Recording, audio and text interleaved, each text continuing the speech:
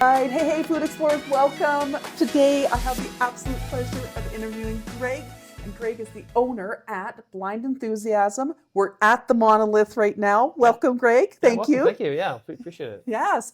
So this facility is an incredible facility, and I actually got to come here last summer and test out some of the beers. And what you guys do is really unique. So can you just give me like a little history? Like, how did the Monolith come to be? Absolutely. So my background is very unusual. I was first a medical doctor, and then I started a video game company called BioWare.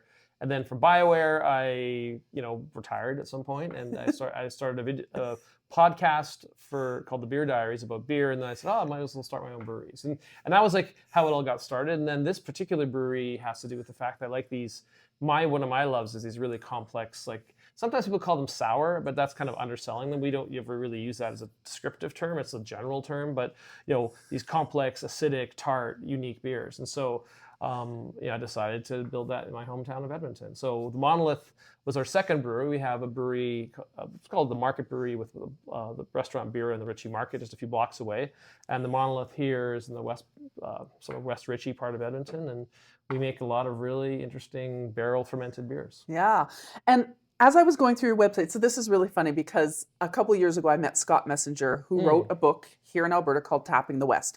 And it was about really when AGLC said, no more minimums for brewing, and it kind of opened up. So when the brewing opened up for people that were doing small batch and craft beer, is that for you when you kind of thought, we could do something with this, or did you come in sort of after that? I was actually planning a little bit before that. Okay. So I was actually the head of the Brewers Association for Alberta when that happened. Okay. So I was involved in it wasn't even, that was a really funny one. That whole thing is, so I'm representing the breweries in Alberta, and this is a funny story because there were 9 of them.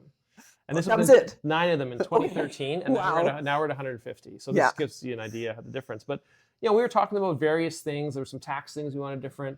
Then just out of the blue, like this one November, they're like, okay, we've removed the minimum. So we're like, what? That was like 0.7 on our list. Yeah. And they suddenly pulled that one out first. And we're like, and then the floodgates opened because a lot of breweries obviously wanted to get started. And the reason I was working with the Brewers Association, I had in my mind that, okay, I'm going to open a brewery. And this gave me more flexibility because the prior rules made you have to have like probably $1.5 million investment in an entire brewing system because it was just a really huge.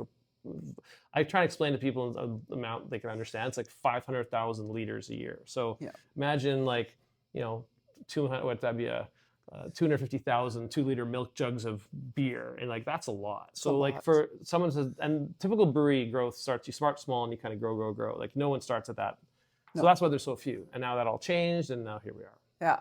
And so when you say there was just 9 of you, was that 9 small sort of craft breweries? Yeah. And were you just brewing sort of like on the side, or how were you? So they were like, you would know a lot of the names. It's like, Big Rock, Wild Rose, Alley Cat, Brewsters, the Bear Hill Group, which consisted of at that time was like Banff, Jasper, Wood Buffalo. So there's like a small number of established craft breweries. Yeah. But literally a small number. Village, I think, was another one.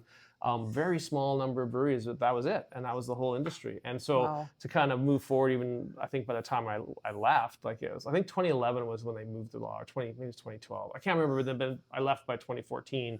There were already 50 breweries, and then it just kept on going. Yeah. So. And I mean, I think for a lot of us, we saw sort of, suddenly it wasn't on every corner, but it seemed like on every corner there was a small brewery now. Yeah.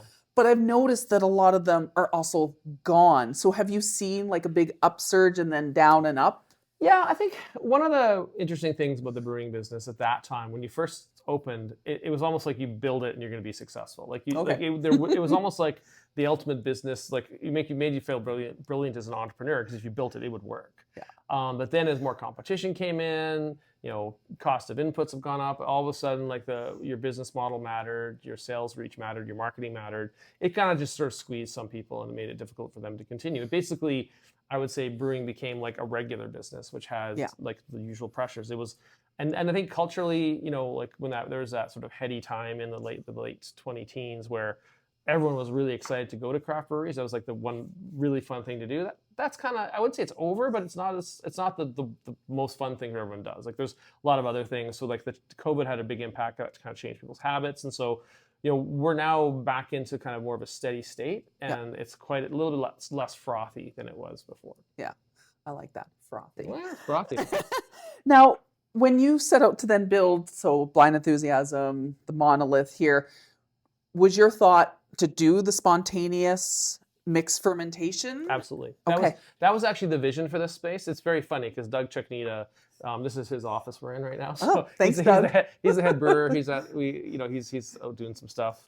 But that's what Doug trained in. And so early on, when I was starting Blind Enthusiasm, I met Rob Monk, and Rob was the brewer at the other building. Rob was the head brewer at Yukon. He does like ales, lagers. We call them clean beers because there's just one yeast in them. Okay. He also does barrel aged beers where you finish a beer and put it in barrels. So stuff like our Buffalo Meadows and Kook Birds and those kind of beers. So that's the more regular beer, let's call it. Yeah. But Doug had devoted his career. He was an old student, but then he worked in Quebec. But then he worked at Cantillon, which is like right there on over my shoulder. Cantillon in Belgium, in Brussels, where amazing. They're that one. Yeah, they are one of the preeminent makers of. The Belgium they call lambic. Lambic is and we don't use those terms. Like they're not officially DOCG kind of protected terms, but we, out of respect for them, don't use those terms. Like we kind of. That's their regional term. But we make lambic style beers or Belgian beers in that we call them like in that Belgian style. Like that's kind of how we describe them. And yeah, we set out to do spontaneous beers. It took a while to get there because like getting everything dialed in and the equipment and processes. It took us a couple of years. Like we've been brewing. I'm really bad at the time stuff, but probably 6 years. Okay. And it was like, we didn't open our tap room until like about 2.5 years ago. So like we brewed for a while before, because like it's a very slow process. You put the beer in the barrels, it stays for up to 3 years, 4 years sometimes. So we had that intention the entire time, but it just took a long time. Even once we were doing it to get there. And for people that are not familiar with beer, so spontaneous fermentation, like you just said, it's a 1 to 3 year process. It's not like we brew it and then woohoo, we get to try it. Yeah, it's probably even longer than that. Just to really detail it. So like so the brewing process is a little more complicated than typical brewing. We use half raw wheat, which is roughly half raw wheat, which is very different than the typical brewing. It's usually all malted, so it's easy to brew, but then it makes this very complex wort, which then ferments very slowly. So that's the kind of our secret weapon in the process, very similar to what the Belgians do. Mm-hmm. Then in barrel, we never really take anything out till we don't even taste a barrel for 6 months, and then it's fermenting away. And then the youngest we'll ever take a spontaneous barrel is about 1.5 years. And we've even had the one recent sort of very award-winning beer was all 4-year barrels. So it's all. So then, okay, we take this, we put it in a bottle. We also condition it in that bottle. So we take another 10 months. Okay. So it's like, now this is a 5-year beer. So it takes, and then you ask, well, okay, why is it $32 in the store? It's like, well, it took 5 years to make. It's not something you just whip up in like at the Market Brewery, like, we make great beers, but they could take 3 weeks and start to finish and you're drinking it. Yeah. So it's a very different process. There's a sort of a artistry that's more similar to wine and champagne than it is to traditional brewing. Yeah. And with your beers, so one of the things I loved when I got to come and visit here was that you had the small 100 ml samplers. Yeah. And so basically you come and we tried everything on the menu because there was 3 of us. So it's like, a little bit each. So for your customers, when they come here, like what are some of the things that they say that they really like about this style of beer? I think it's just it's not what you expect. Like it was very unexpected. Yeah, it fits into a strain, and that's a good and a bad thing. So we've come some customers that try it and they're like, nope, not for me. And we're like, that's cool. We make regular beer too. In fact, like on tap, we always have one of our lagers is always available. So. We always have some of our like the non mixed ferment or spontaneous beers, but it's just that like it does seem to bridge this interesting gap again between it's a sparkling product, so like a bit like sparkling wine, but also a bit like cider and a bit like beer. And depending on what we do with it, because we'll fruit some, we'll dry hop some, we'll have just straight blends, which are we blends right from barrels. Then we also have some barrels that are spirit barrels, so we've had a cognac and Armagnac barrels. So we have all these different kind of flavors that are all in the same kind of general like tartness range, or Yeah. the acidity is what is really the focus for us. But that's just a small tool that we use to enhance the flavor. And so it just ends up being, and some people come and go, well, I just want to drink regular beer. Well, that's cool. You can drink this lager, or they may go, and we're like, that's fine. For someone who wants to really explore something that, should not be in a city like Edmonton. This is one of the other things, is people are always like, why are you doing it here? So, well, it's my hometown, and we were proving that you can do it here. We just, we've kind of proven it can be done very well here. So, we just want to surprise people with what we make. And definitely can be done. So you guys just won 3 awards at the 2024 World Beer Cup. Yes. So 2,060 breweries, 50 countries, and you guys took a bronze, silver, and gold. Yeah. That's amazing. It is pretty unbelievable. Like that one, like we've also done very well at this other competition called the Concours de Lyon. It's one of the largest ones in Europe. And 3 golds. 3 golds. Yeah. And that one's like, wow. Like that one blew us away. Because and this one, like the World Beer Cup that one's really tough to get. Like, we may for the rest of our career never get another medal there. Like, but when everything aligns, you have the right stuff, the right judges, the stars align, sometimes you can win. And so to get 3, we were the most awarded Canadian brewery. I think a couple folks got 2, and even I think the most anyone got was 4. So we're like right up there with the best of the best. And I like to kind of say a little brewery out of Edmonton. We're specialized, we're unique. We're really passionate about what we make. But this kind of people kind of assumed we kind of knew what we were doing, but this kind of validates it. So it kind of changes us from being like, hey, those guys make some neat stuff. It's, oh yeah, they make some good stuff. Like it's a way of getting validated in the beer industry. Yeah.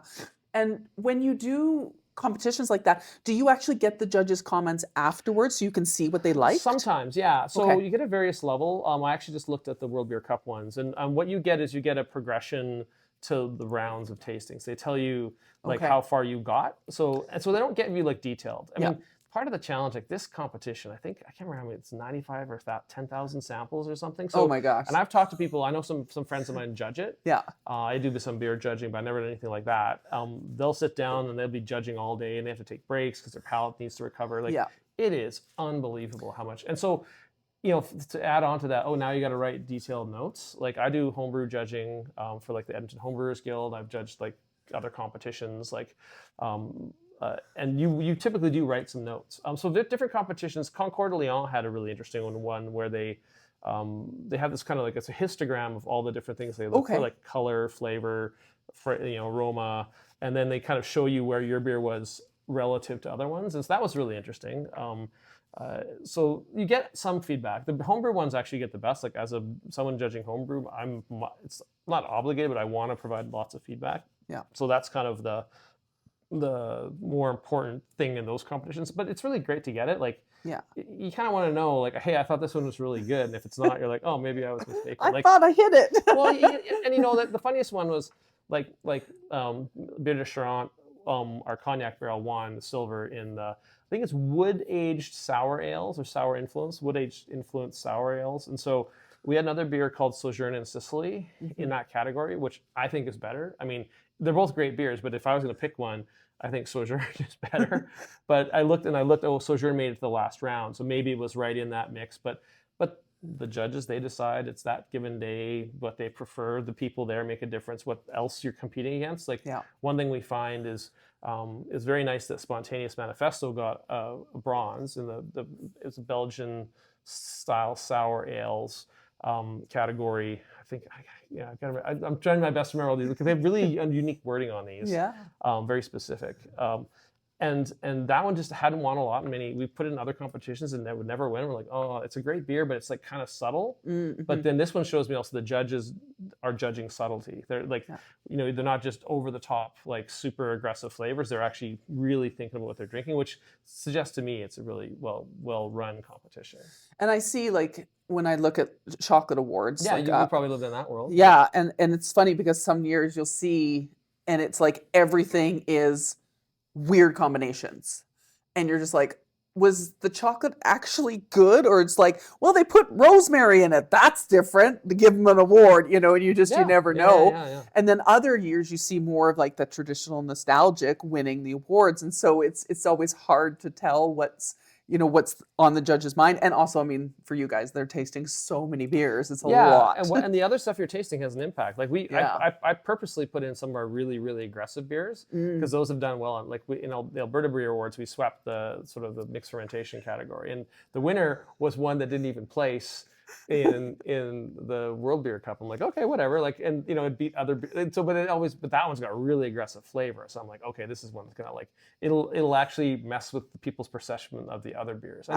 And I mean, I've talked to some of the well-known American brewers. I met a few in the last few years, and these kind of competitions, they specifically brew specific things, make this sure they're super fresh. They do these are important. Like they're very important marketing beats for people, and so they go to really. I had no idea the lengths they would go to. I was like, oh, this is pretty serious. Wow. Like for us, it's a little bit different because our like the one thing about our beers is they age, they get better. Like if I say, oh, we didn't enter anything in last year's World Beer Cup, but I entered beers from 2 years ago in this one. But they don't get worse; they get better. So, Schranz is one that could have been in last year, but I just put it in this year because I just didn't enter any last year. Yeah. So it's very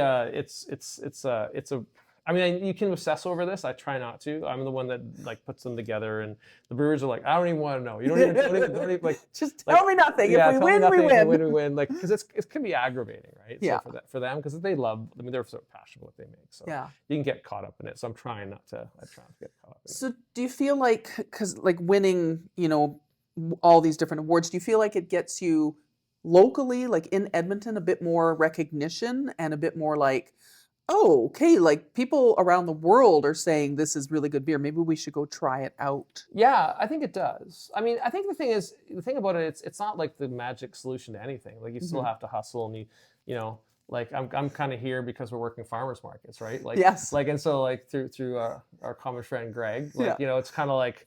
And like what I'm finding is actually that's one of the best places we can't have to sell beers. It's new people, they try it. Like, so just because you won the award doesn't mean your life's different. Like you still have to kind of put the effort in and do the work. And so I think what's nice about it is that I think there's, and it's really interesting. I think there's a certain amount of pride, collective pride. So like we've had a lot of really wonderful feedback from our colleagues at other breweries saying just they're really happy for us. They're happy for us. They're happy for the collective brewing industry in Alberta to get like this kind of award thing makes everyone go, whoa, like Alberta was the best awarded, Edmonton and Alberta, the best awarded province in Canada in the World Beer Cup. It's like the rest of Canada should go, ooh, these guys are making good beer. Like there's sort of like it's not a competitive thing, but there's a certain pride in it, I think. And so we're super proud to have done that because it sort of hopefully helps everyone. And that's like, it's kind of like the reminder that like, like good stuff can come out of anywhere. Yeah.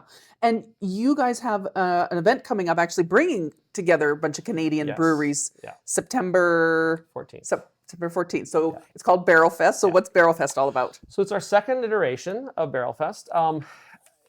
Basically, it's us trying to promote barrel-fermented beers and barrel-aged beers. Because that's not common, is it? It's funny. Like almost everyone does it, but they do it as a little side thing. Okay. So like, and brewers just like messing with barrels. It's kind of like I don't know what it is. It's like we try and lean a little more towards the ones that actually really do it as part of their business model, and then we actually really try and emphasize both barrel-fermented, which are these more acidic, tart, like what people sometimes call sour, that category. And also the barrel aged, which are like the stouts and bourbon barrels. Like we do dark lagers, the Meadows series, dark lagers and whiskey and bourbon. So and to compare and contrast, so they're both in wood, they're both treated different ways. And so it's a very specific, very, very specific festival. So like it's a way to sort of, and I don't know what it is. I think maybe it goes, both my parents were educators. I just always want to be educating people about beer. My Beer Diary show was about educating people. Yeah. And so this is a way to kind of like have people try them, these side by side, and go, oh, this one's like this one's like this. Like I'm learning more about how these all taste relative to each other. Yeah. And so we'll have about 24 breweries or 23 breweries from across Canada. Most of the ones from last year, a few new ones. We sold out. We had over 300 people there last year. We'll probably go for a little more than that. Like it's cool. Like I think because you do a festival and you're like, oh my God, I hope someone comes. The brewers are here. Well, no, and like we brought in like people, but I think we have such a great selection of people from across. Like certainly Alberta is really super well represented, but now we're starting to get more. Like we had category 12 out of BC. They're not sure they can make it this year. but we're going to have Nokomis is back, Two Crows is back, and Low Life from Manitoba is back. Two Crows is Halifax. And then I've got a couple more people from Ontario, Quebec, and BC coming this year as well. We haven't just, like, it's in that, like, giant pile of work that's like, oh, I got to start really, like, we're starting to promote it, but, like, it's just, and we just do this because, like, we love doing it, and that's kind of why we do this. Like, it's promoting these kind of beers is a unique thing. Well, that builds community, right? Absolutely. And it's like, you know, with any industry, when you start to build that community, and it's collaboration instead of competition, like, how can we collaborate? How can we work together? And I love, because this street is affectionately called Happy Beer Street. Yes, we are on Happy Beer Street. Happy Beer Street.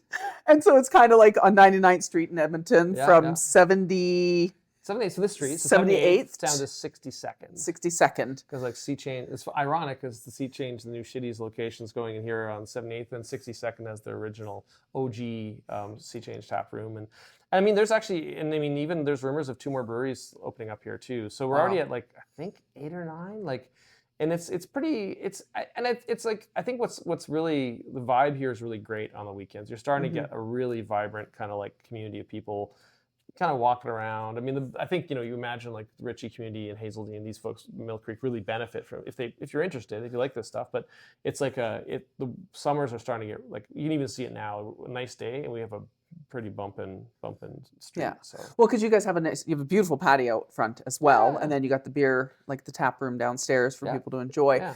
And then I saw you do these summer sizzlers where you kind of work with the other breweries. Yeah, we all do events, and we also have, like, a series. We have a new tap room manager, and she's put in this, like, spontaneous sounds where we have DJs on the patio. And yeah, we're just trying to, like, you know, I think it's like giving people a reason to come out. You know, giving them something that's, I mean, like, there's, and the thing about the beer on the street is phenomenal. There's some really, really great breweries here. So, and like, we actually have a range of specializations. So there's, like, really interesting also because there's, like, different people doing different things. So if you want to come and experience, like, I mean, people will commonly, like, what you did was an interesting one, like the Monolith, you can try the whole board because it's like 100 ml pours if you want. So you can try a whole range of stuff, or you can try a few here and bounce. Like, people bounce up and down the street. That they don't realize is it's actually a pretty long walk, and, like, and it also, like, it's totally walkable. But if you're, like, stopping all the time, then it takes a long time. Like, they have to start early, and then I think we're among the later ones open. You gotta plan your day. Yeah, be like, who opens first? Yeah, you gotta be smart about your logistics. Yeah. And with collaborations, you also did with Stephen Dan's. Yeah. So Stephen Dan's is BC Fruit, and you actually, did you get them to specifically grow you fruit? So that's something Doug, the head brewer here, has been working on for a couple of years with them. There's some of it specifically grown. A lot of it is specifically sourced. So Doug works really close with them, and so he'll call them up, like, he talks to them all the time, and we'll say, okay, where do you want to do a beer with cherries and raspberries, and okay, then because we need to kind of understand from them what the, you know, peak fruit ripeness timing is and stuff. Those 2 ones we can actually freeze whole. But most things, like grapes, you need fresh. Like, so we did a Riesling beer last year, and last year. Yeah, it's last year. I mean, yeah, it's last year. Sorry, I'm just kind of like, oh yeah, last year. And so Riesling beer. So we got to know, okay, when are the grapes available? Give us a rough window. So we have to be ready on our end to have the beer to put on the grapes. So what we effectively do is, like, Doug works with them a source of fruit. And then we need to know the timing. Then Doug gets the blend ready. Everything we do is blended. So we have multiple barrels in here, and Doug will blend multiple barrels together into a base beer that, once the fruit, we basically process the fruit, throw it in a tank. And it's a lot of fruit. We're talking like 700 to 900 kilograms. Wow. It's a lot of fruit. Yeah. And then the beer goes on the fruit, and it ferments. And it's really interesting. So, like, there's carbonic maceration where it, like, kind of breaks the fruit apart. There's just complete, like, sugar being consumed and that sort of stuff. So Doug will work with Stephen Dan's to kind of select the fruit. We'll get it. It's usually a fairly large amount, like, so 720 to 950 kilograms. We have to have the beer ready, so we blend it out of multiple barrels, and we use a whole barrel. So when Doug does a blend, he goes, okay, I'm going to make like 4,000 liter or 2,500 liter. So we use 500 liter barrels typically. Okay. So we'll take 5 of them, blend them, have them ready, get the fruit in the tank, drop the beer on top of the fruit, and then it'll ferment out for usually 2 to 3 months, depending on the fruit. The carbonic maceration kind of blows it apart, meaning, like, it actually, like, you know, CO2 is created inside this by the sugar as the fermentation goes, and it's also like all kinds of other processes happen. And by the end of it, we sometimes can reuse the fruit, sometimes can't. Then we end up with a beer that's basically infused with all the character of the fruit. What's really cool about our process is that we can use the whole fruit. Regular beer typically can't. Regular beer, because it needs to be somewhat sterile, you can't use like the skin of a grape, for example. Okay. You have to take the grape, like process it so it's boiled, it's sterile, pasteurized, whatever. So, but we can actually just throw it all together, and if we get additional microbes off the grapes or off the plums or off the peaches, great. That doesn't matter to us. So, and then we also get the benefit of, like, a lot of people use purees and extracts, but we get the seeds, or the pits will actually create character and flavor too. So we get those in the beer. So you have the most complete reflection of the beer, of the fruit in the beer, and that's what the Belgians do. So this is something he learned in Belgium, and this is their tradition of, like, being able to use whole fruit, which most people can't really use easily without a lot of processing. Yeah, and I love that. With that, I mean, it's a great collaboration. You get to support each other in what you're doing, and then for us that get to drink it, it's something totally different. Like, I'm pretty sure I had the quince when I was here. I was gonna say, if you had, so quince is a really particular one, because like, quince is a great story. Quince, basically, Steve and Dan said, I think it was Dan said, you have to take the quince. He's like, Doug's like, I don't know, because quince is a pretty uncommon fruit, right? So, like, who knows what a quince is? Like, I mean, I didn't really know that much about quince before we had it. So then we have these quince, and they're like foamy and sort of hard, and you would try and bite it raw, and then we'd sort of stew them and go, okay, I'm getting a sense of the flavor. Like, well, I don't know, I guess we'll try them. And it is such an amazing beer. Like, that's one of the ones we won a gold in France on. It's like, it's just a really unique, very floral, like some little bit of citrus notes, but just, and then there's almost this foamy texture from the actual texture of the quince is somehow in the beer itself, which is, we don't know how that works, but and so that was them saying, you got to get quince. And so we're like, all right, and so that's a really great partnership where, if they get some really great fruit, they'll tell us, like, okay, this is the good stuff. And so, we put this aside for you. But then it's like the logistics on it are like, okay, it gets here this day, it stays in the cooler for one day, and then like, okay, we got to get this in the tank, get this blended, put this on here. And I mean, like, when in the case of quince, we were like, I chopped the end of my thumb off, not the end, just part of it. And because they're hard, and you're like chopping, and I'm like chopping, I had knife twist in my hand and cut like part of my thumb. I'm like, oh, I'm out for like a few minutes. And I had my wife and kids were like, they're old enough to chop fruit. And so everyone's like, so we're gonna take 10 people chopping fruit and throwing, because 900 kilograms or 700 kilograms is a lot of fruit. It's a lot of fruit. And we do that in like half a day or something. So And so, do you find when you started the quince, are you just waiting in anticipation, like, when will it be done? Well, are you just like, okay, we got a couple years? I think it's kind of funny, because it's like, there's so much happening, is that we just take it as it comes. And I mean, in the sense that, like, we were excited about everything. Like, if everyone always asks me, what's your favorite beer? I'm like, what's the one that just came out? It's almost always, oh, it's this one. It's really great. But there's so much happening that you're like we kind of like, there's a constant, like, this Monolith is, it's hard to explain, but it's a machine that just keeps making beer, because we can't stop. Because if we stop, the barrels get ruined, and then we have to replace them. And we can't really stop. We have to empty them and then refill them. And this is and then in the case of spontaneous brewing, we only do it during spring and fall. So so today is our 100th spontaneous brew, which I'm sure is the most that anyone's ever done in Canada, without a doubt. Maybe even, some of the guys in North America, there's guys in the US that do this too a lot. But in Canada, I'm sure it's the most. But we can't stop. Like, we have to do like 12 to 15 each season. And it's only when the temperatures are around 0. So it's -5, +5. So like, we're doing Monday, Tuesday, Wednesday, and then Thursday gets hot. We're not brewing on Thursday because it's going to be too hot to cool it. And we're going to wait and see if we get another cool day, and then we'll brew it or not. So it's really the strategic kind of like, it's very different than regular brewing. We just kind of like, you have your schedule, and you go, okay, we're going to brew on Tuesday, Thursday, and then we're just waiting we watch the weather, and then we brew when it's appropriate. And so, outside of the brewing time, are you searching for other things that you might want to add into the rotation? Or typically, there's a lot of like, blending is a huge thing. So like, in terms of like actual work, so like, packaging is also a huge amount of work. Like, right now we hand bottle. So we have a 6-bottle trough, we fill it up, then we have a pneumatic corker, then a pneumatic capper. We have a 7-person assembly line that does this. We can do about 2,000-ish liters a day. We did, last calendar, we did 110,000 bottles by hand. But we have a bottling machine here in the country. It's actually at a warehouse, and we'll probably get that installed by midsummer. Okay. So we don't have to do that anymore, because know. like 100,000 bottles a year for a couple of years is a lot of bottles. It's actually not so bad. Like, You get the rhythm. yeah, we're Yeah. pretty good at it now. Our first day was an awful day. Like it took us like from 8 in the morning till like 9 at night, and everyone was miserable. You're like, I hate my life. Oh yeah, we're like, but now we can do that in like 5 hours. Yeah. Like, it's really funny. We're so much faster.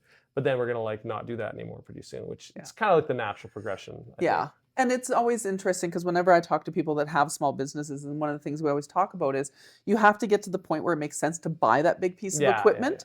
And I see many small businesses, they're like, I'm just going to go and buy the $20,000 machine. It's like, oh, are you there yet? It's going to take you 6 years to pay it off. But when you get to the point where the labor and the time and the, then you're like, okay, now we can get the machine. So that's going to be a big step. Well, and it'll save labor. So like, so one of the things, like a lot of time we spend packaging and preparing to package. Now we can do like the whole batch in the morning, which is massive. And then a lot of time spent blending. Yeah, a lot of time spent theorizing with different types of things. And like, like in the case of our beers, like we're always trying to figure out what's new. And it's really funny. Like we've made a few beers using honey and some really interesting ingredients. And we think, hey, I think we're the first ever we did this. And we went to Belgium and everyone's doing it. We're like, if we're just 1 year, like 1 year early or whatever, right? Like it's very interesting where, like there's like, I think you were talking earlier about the trends in chocolate judging, chocolate flavor profiles, very similar to beer. Like I think, we're still, a lot of the hazy IPA stuff still really popular, but it's starting to change a little bit now. Like, for us, we're still a very obscure, hard to explain type of beer. But when people try it, they're like, oh, this is really different. This is really unique. So we're kind of like building our own market as we go. But I think that it's a really interesting time to be doing beer, because it's all changing. Like beer is constantly evolving. It's nothing static. It's a really dynamic. I never imagined it would be this dynamic a business. Yeah. Your labels are absolutely stunning. They are gorgeous. Like I'm that weird person that's like, look at this label. And I love seeing the aesthetic of your labels it's like, it's art. To me, it's like a beautiful watercolor painting. So do you have input into the labels, or do you have a designer, or how do you do that? So if I point over there, there's a couple of the paintings from that's the painting of Spontaneous Manifesto, an homage to the old ones, funny enough. Okay. Those are two of the actual paintings. So we got some, we can kind of like, so these are, we source, oh, beautiful. Yeah, we source the art from, so this is made by a Ukrainian artist in Kyiv. Like she lives there. Oh my gosh, that's beautiful. Yeah, and so so they are art. And so like, and then we have different artists doing different things, different styles. Thank you.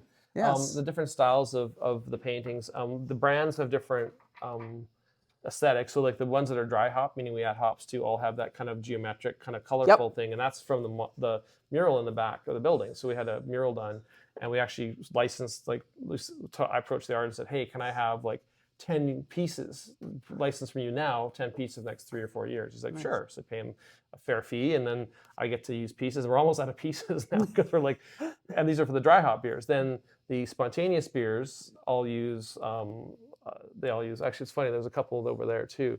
Quince and Riesling are sitting over there. So this is, so I can continue to pitch the art. I love it. Available for a small fee. And that one's not worth. This is the Riesling. But like my wife did these actually. She's a good artist, so she does those. But so we have different sort of like, so Doug, the head brewer, works with.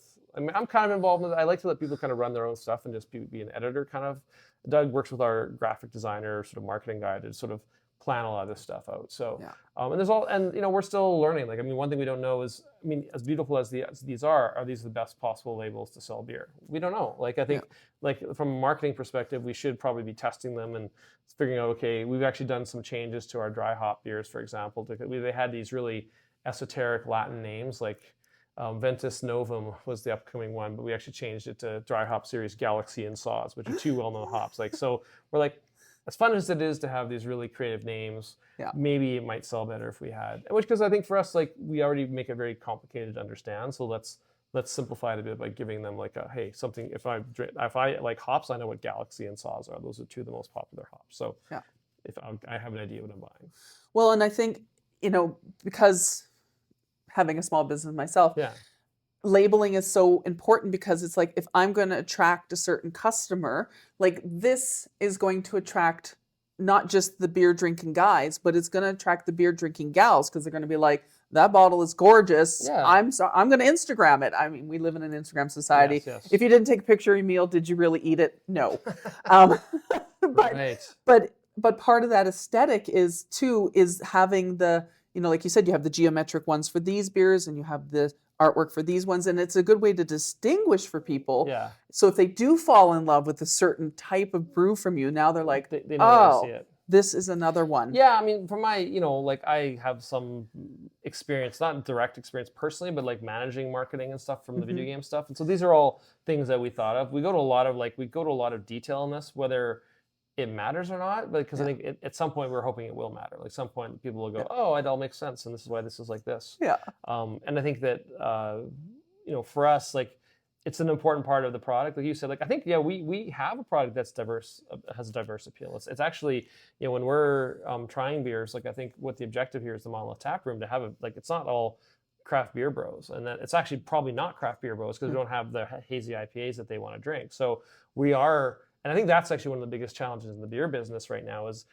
too much effort's been put into kind of like the same audience. And we need to kind of, as a sort of industry, really expand our audience beyond the standard like bros that are drinking craft beer. So I think I'm one of those, so I'm not, it's not like it's a bad thing, but like it's more just like there's a lot more people out there that we should be appealing to. Well, and you get to introduce, like when Greg brought my boyfriend and I, Jason, here, I was like, oh, I'm not sure what I'm going to be able to drink because I don't drink beer. Yeah. I tried everything, and then we went back for seconds on some of the stuff.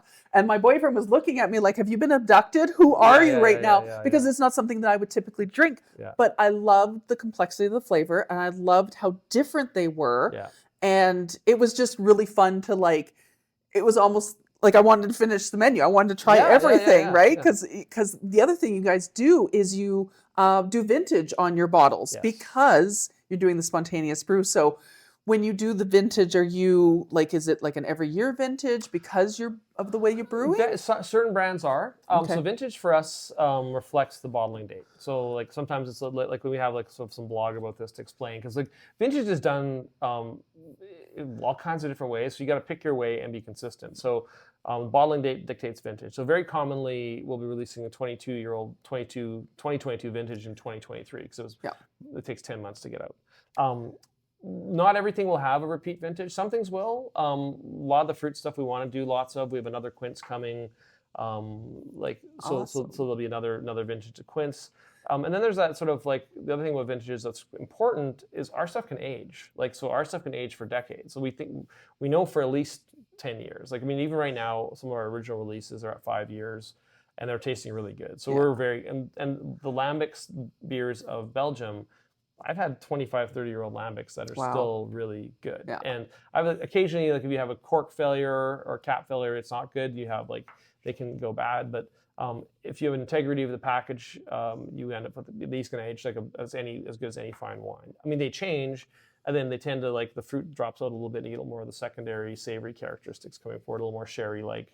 But yeah, so vintages is really important. I think then what we want to be able to do is kind of go, hey, here's a vertical of vintages. Like we do that at the other brewery as well. So for example, we're going to do this Meadows Day for the Market Brewery. So Meadows is like our sort of dark lager, honey dark lager, bourbon whiskey. So we've got multiple years. So we're going to be selling vintage packs of you can get the 22 or the 23, so to get people kind of understanding that these things can age and that the age, you can tell the difference. It's cool to sort of like, hey, here's the 22, here's the 23. How does the flavor change? And I mean, of course, we encourage everyone to buy a case of our beer. Buy a case of the beer. Everyone, buy a case of every beer we do, and then you can try it after years. And so I think for us it's really interesting because we're trying to find people that are really interested in trying unique stuff, and I think that's where I think we sort of are a little bit different than the other tap rooms because people are very familiar with what they're doing. We kind of come across as a bit of a crazy place with unusual stuff. But I mean, the beers themselves we take very, very seriously, even though we like to have fun and all the rest. Well, and it's super creative too. Like it's because you've got this time factor. you have also the ability to go, okay, what could possibly be like a great combination, like doing the Riesling and stuff. Yeah, no, and I mean, and no, and time, yeah, and then the blending it's all in the blending too. Like I think what's interesting about that is as long as you got the stock. So like this was what drove the size and the scale of the Monolith was when I was working with Doug. Like I'm like, oh, we can have maybe 100 barrels or whatever. He's like, that's not enough. I go, well, I don't understand what you mean. He goes, well, if we're gonna do larger batches, you have to have like some that are more acidic, some that are more fruity, Right. and then like if we're using 8 barrels, you want to have it's almost like liken it to an artist's palette. You want to have all these different kind of colors that you can blend into this nice final product. And if you don't have those, if it's all very tart, acidic, sour stuff, you're like, okay, well that's I guess what I'm making. Yeah. So because our house style tends to be more balanced. Like it's definitely acidic. It's never like you never should take a drink and go, ooh, that's super tart, super sour. Like it's like, oh, okay, that's a nice. It should be, again, reminiscent of white wine, champagne, cider, like that sort of level. We do a lot of, we haven't talked about science. We do a lot of science here. Like we do, like we have like, I mean, it's not super complex science, but there is some super complex stuff we do. We have actually a grant with the National Research Council researching spontaneous barrels and the contents of them. Amazing. And we know that there's over 60 organisms that are impact like spontaneous beer. So then by comparison, when we do a mixed ferment beer, there's like 6. Yeah. So we're like, oh, that's why they're so different. And maybe we can figure out what some of those are and kind of put them together and make a mixed ferment that tastes more like a spontaneous. But just even like testing acidity both by pH and like this, it's called total titratable acidity, where you basically neutralize an acid solution and get how many grams of bicarbonate you need to do that with. Those 2 measures tell you how sour something is. So you're like, oh, okay, I don't have to.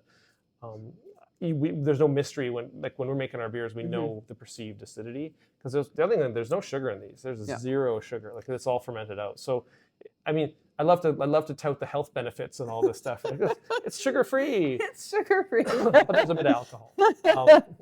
So like because it just gets consumed, right? So. Yeah.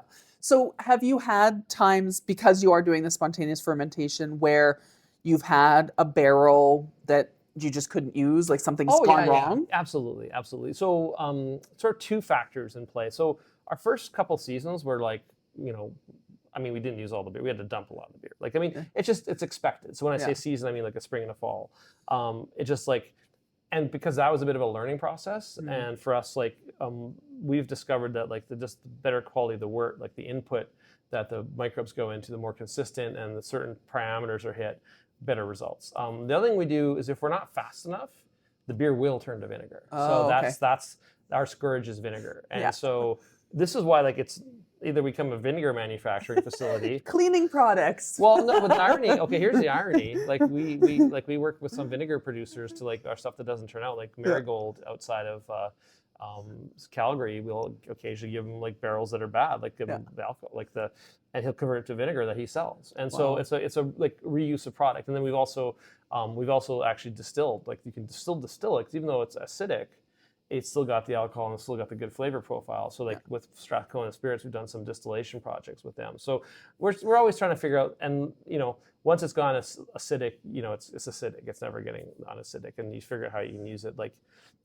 there are some off flavors you can get some barrels. Like some just go bad. Some just like, and I mean like if you're getting a 5% failure rate, that's pretty good, and that's pretty standard, I think. So, sort of my final question. Yeah. What are you looking for in a beer? Like when you're like, I'm going to go have a beer. That's really put you on the spot. No, that's really interesting, because it's like a couple things, right? Like, if I'm out and I'm thirsty, I just want a really crispy lager that, when I say crispy, it's like a nice sharp hoppiness, and like it's not sweet. Like it's like cold and it's got nice carbonation, like just got like a crispiness. So if I'm thirsty, that's what I want. Yeah. But when I'm like with friends, like we do a lot of like, the one reason I got into this and know this stuff, I think pretty well, is I have a group of friends here in Edmonton that we basically seek these beers out, try them. We do beer shares where we taste 10 of these beers, and there's like 6 or 7 of us, and we'll go through like 10 bottles and from all over the world and try stuff, and kind of like there's that. So that's like when I'm trying something, I'm looking for something unique and complex. Like when I'm sort of like exploring, like I really like that kind of unexpected. What's this bottle going to be like? That for me is really exciting, as long as it's not bad. Yeah. But if I'm like thirsty, like literally thirsty, I just want like a really crispy, sort of bright lager that just like, and that's what we make over there too, right? That's what this is. You can see what we make. Well, that's one of the things we do there is that kind of beer. We also do some ales and other great stuff there. And I mean, for me, it's just like anything that's just like refreshing and drinks well. Like I think there's this really weird dynamic in the craft beer industry which got away from drinkability. Like people, like I call them kind of shock and awe beers that are like, hey, this one's like, and we joke about this, hey, this one's like chocolate syrup, incredibly sweet and super alcoholic, and it's delicious. I'm like, well, I can't drink a glass of that. Like, I like to sip that. So don't get me wrong, like with our tastings and sharings, I'll sip that, but I won't, like if you want to like drink a beer, be refreshed, like I like to drink, the drinkability is really important. Yeah, absolutely. And I think the thing that's really crazy, like people treat our beers as these very special things. In Belgium, you can get pints of this. Like we sell pints here. This pint of it's a pint like Gueuze, the sort of the blend, the 3-year blend of Lambics is a pinted beer there. Like you just drink, and it's really refreshing because it's like bright and fruity and like, so it's really funny. Like it's like, and I think that the other thing I'm confident in is like everything changes with time. Like nothing, it's like right now everything's crazy about cans and hazies, and that'll always be here. But like other stuff will become popular. It'll rotate, and bottles might become super cool in a couple of years. And we're like, haha, I'm sitting on this giant mountain of bottles. I have all the bottles. Yeah, I've got all the bottles I'll ever need for. But then like at the same time, like we're having a lot of fun, like creating markets. Like the farmers market scene has been really, really fun to work in because you touched on earlier, like our favorite customer. I was just training our new person. And she goes, wow, that's so gratifying when someone comes and says they don't like beer and they try it and they really like it. I'm like, yeah, it's like the best. It's the best ever because like you surprise people with what you make, and that's a really great feeling. We get a lot of customers that they say, I hate white chocolate.